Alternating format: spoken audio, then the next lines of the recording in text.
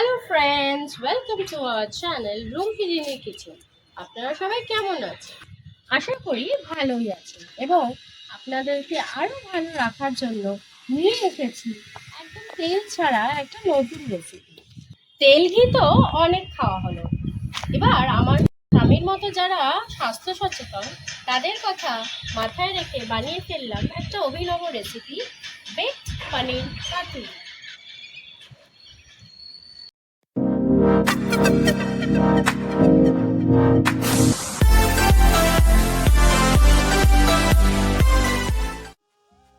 এখানে বেকড পনির পাতুরি বানাতে আমরা উপকরণগুলি 300 গ্রাম পনির অনুযায়ী নিয়েছি।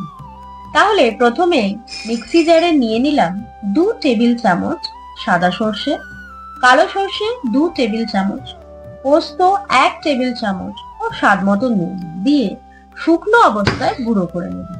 এবার এর সঙ্গে যোগ করব দই 2 টেবিল চামচ, coconut milk powder 2 table spoon, great করা খোয়া ক্ষীর 2 টেবিল স্পুন ও একটি লঙ্কা দিয়ে একটা পেস্ট বানিয়ে নেব এবং এই পেস্টটার সাথে রঙের জন্য একটু হলুদ মিশিয়ে নেব। এবং আরেকটি পেস্টের জন্য আমরা মিক্সিং জারে নিয়ে নেব কিছুটা ধনেপাতা, রসুন 4 কোয়া, স্বাদ মতো নুন, একটা কাঁচা লঙ্কা ও পাতিলেবুর রস 1 টেবিল স্পুন দিয়ে ধনেপাতার পেস্টটা বানিয়ে নেব। এবারে এখানে আমরা 300 গ্রাম মতো পনির নিয়ে নিলাম এবং পনিরটি স্লাইস করে কেটে নিলাম এবং স্লাইস গুলো আবার মাঝখান থেকে কেটে নিচ্ছি। এবার একটি কলা পাতা নিয়ে তাতে ব্রাশের সাহায্যে সামান্য তেল লাগিয়ে নিলাম যাতে পনিরটা কলা পাতায় লেগে না যায়। এবার কলা পাতাটি আমরা প্যানে হালকা করে সেঁকে দেব এবং একটি বাটিতে কলা পাতাটি নিয়ে তাতে আমরা দিয়ে দিলাম বাড়িতে রাখা শুকনো কারি পাতা। আপনারা এখানে ফ্রেশ কারি পাতাও ব্যবহার করতে পারেন গন্ধের জন্য।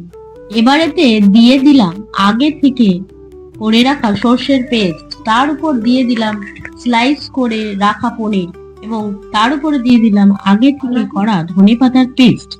এরপর দিয়ে দিলাম আরো একটি পনিরের টুকরো এবং তার উপরে আবার সর্ষের পেস্ট দিয়ে কলা পাতাটি ভালো করে মুড়িয়ে নেব এবং একটি প্যান গরম করে তার উপরে একটি বাটিতে কলা পাতায় মোড়ানো পনিরটি রেখে ঢাকনা চাপা দিয়ে হালকা আছে 10 থেকে 15 মিনিট বেক করে নেব।